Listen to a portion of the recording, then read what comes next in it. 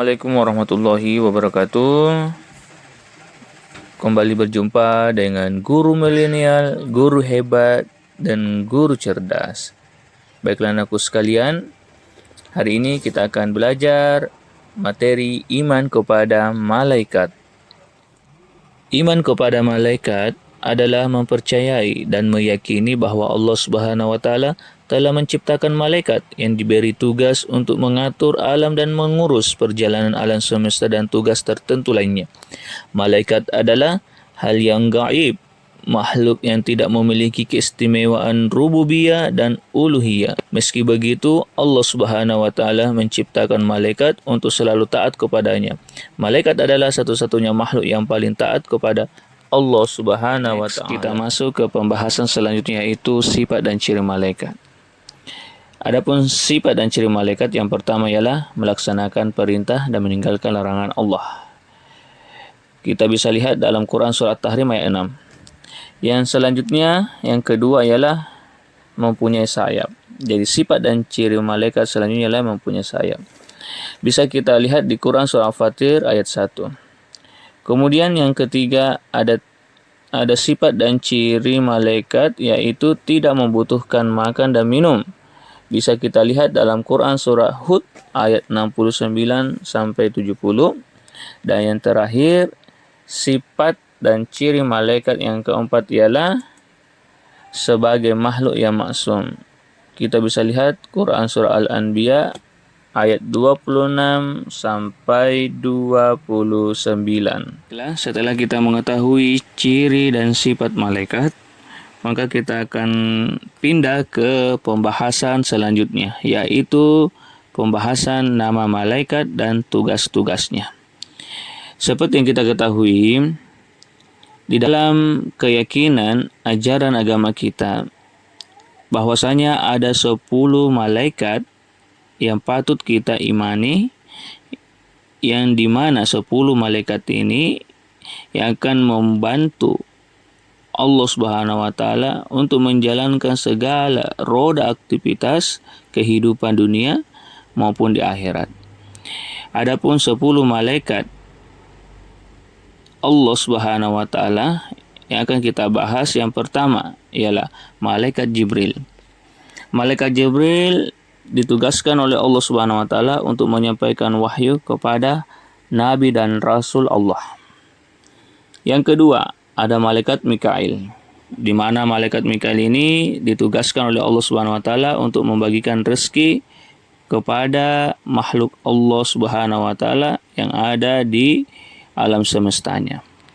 Yang ketiga, ada malaikat Israfil yang bertugas untuk meniup sangkakala, di mana pada saat pertanda akan datangnya hari kiamatnya Allah Subhanahu wa taala. Selanjutnya ada malaikat Israel, yaitu ditugaskan oleh Allah Subhanahu wa taala untuk mencabut nyawa makhluk, terkhusus makhluk manusia. Selanjutnya malaikat Munkar, bertugas untuk mengeksekusi dan menanyai makhluk Allah yang dikatakan manusia di alam kubur, bersama dengan malaikat Nakir yang akan menjadi pasangan malaikat untuk mengeksekusi dan menanyakan perihal keagamaan kita dan keyakinan kita kepada Allah Subhanahu wa taala di alam kubur. Selanjutnya ada malaikat Raqib yang ditugaskan oleh Allah Subhanahu wa taala untuk mencatat amal baik, segala amalan-amal yang kita lakukan di dunia semasa hidup. Selanjutnya ada malaikat Atid yang ditugaskan oleh Allah Subhanahu wa taala untuk mencatat amalan-amalan buruk kita selama kita hidup di dunianya Allah Subhanahu wa taala.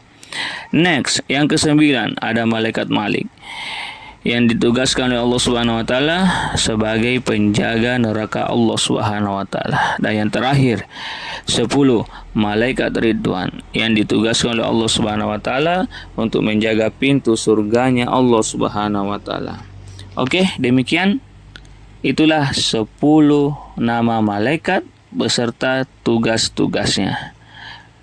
Tentu saya berharap dengan penjelasan-penjelasan singkat ini kita dapat memahami dan mempraktikannya dalam kehidupan sehari-hari untuk meningkatkan motivasi kita dan meningkatkan kualitas ibadah kita kepada Allah Subhanahu wa taala, terkhusus melalui perantara iman kepada malaikat-malaikat Allah.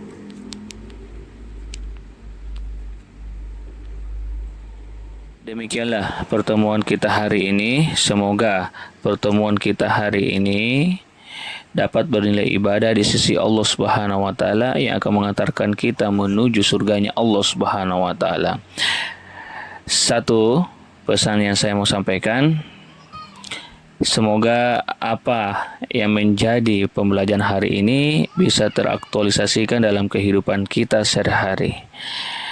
Dan tentunya akan menjadi wasilah untuk mendekatkan diri kita kepada Allah Subhanahu wa taala, dan tentunya Allah Subhanahu wa taala akan ridho dengan kita, yang pada akhirnya Allah Subhanahu wa taala akan memudahkan kita menuju surganya insyaallah.